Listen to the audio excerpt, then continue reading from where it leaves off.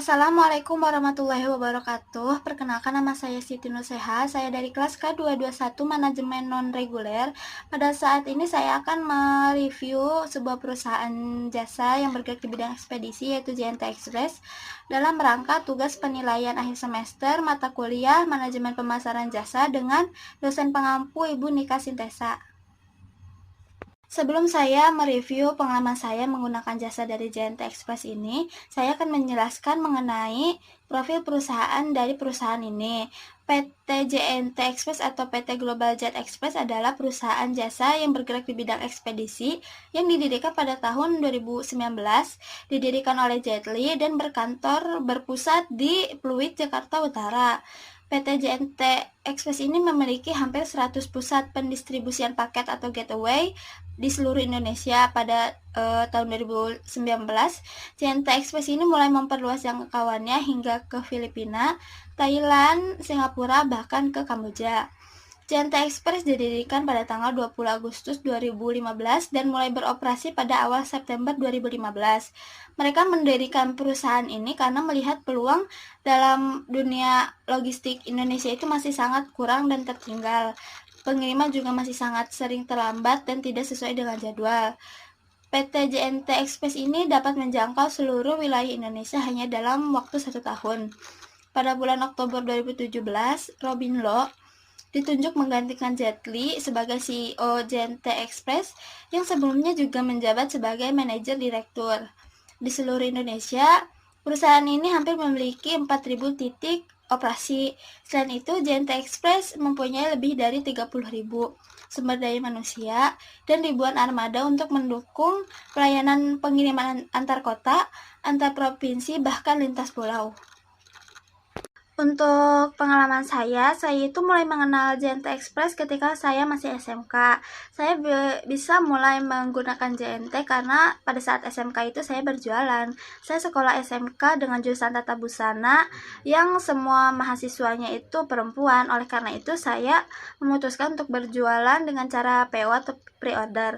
Saya menjual skincare, make up, baju, tas, sepatu, dan lain-lain. Saya membelinya di online shop dan kemudian saya posting di status WA sehingga teman-teman saya itu bisa melihat apa yang saya jual. Terus juga pada saat itu belum ada sistem COD. Jadi saat itu saya akan membayar pesanan saya itu melalui Indomaret. Kemudian ketika pesanan saya sudah sampai di lokasi, kurir akan memberitahukan pada saya bahwa paket itu sudah ada di lokasi JNT terdekat dari rumah saya. Jadi saya itu harus pergi ngambil, nggak kayak sekarang. Kalau sekarang kan bisa diantar ke rumah. Kalau dulu mah harus diambil ke cabang JNT terdekat dari rumah. Selain itu untuk pelayanan ya cukup baik. Saya pernah mengalami salah terima barang. Jadi saya menerima barang orang lain dan barang saya hilang entah kemana. Saya konfirmasi ke pihak JNT kalau barang saya salah.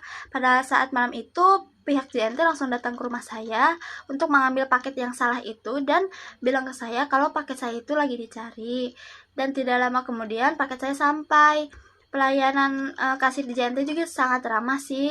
Dulu saya tidak tahu kalau paket itu bisa dilacak melalui aplikasi JNT. Jadi kalau misalkan saya mau lacak paket, saya itu harus datang ke kantor cabang yang terdekat dari rumah saya. Saya itu cuma tinggal nunjukin nomor resi. Sedangkan untuk sekarang paket kan bisa dilacak melalui aplikasi kan. Selain itu, untuk harga menurut saya pada saat itu cukup mahal ya, karena saya kan pelajar, jadi membayar ongkir itu mahal lah menurut saya. Dulu kalau tidak salah JNT itu ongkirnya 10.000 untuk 1 kilo paket. Harga atau tarif dari jasa JNT ini menurut saya lebih mahal daripada kurir dari perusahaan sebelah. Saat itu juga belum ada sistem COD kan ya, atau belum ada sistem gratis ongkir. Untuk pengiriman, lamanya pengiriman ya tergantung atau standar-standar aja lah. Ada yang cepat atau ada yang enggak. Ada juga saya mesan hari ini besok nyampe, ada juga saya harus menunggu 3 atau sampai 5 hari. Dan untuk keramahan kurir atau kejujuran kurir itu kan tergantung sama sifat masing-masing orang ya, masing-masing kurir. Ada kurir yang jujur, yang bahkan kembalian 500 perak pun langsung dikasih kan ke saya. Ada juga kurir yang tidak jujur atau tidak amanah ketika saya tidak ada di rumah, dan yang menerima paket itu bukan saya atau melainkan orang lain atau keluarga saya.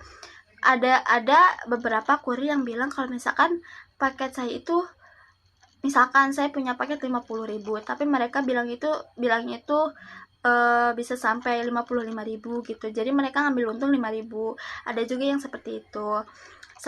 Saya berharap kalau perusahaan ini atau PT JT ini bisa lebih menyeleksi calon kurir, karena kalau misalkan kurirnya kebanyakan kayak gini kan para customer juga lama-lama makin kesel ya, makin kapok ya make jasa dari JNT, karena tiap ada paket pasti dilebihin gitu loh bayarnya, padahal nggak sesuai harga gitu.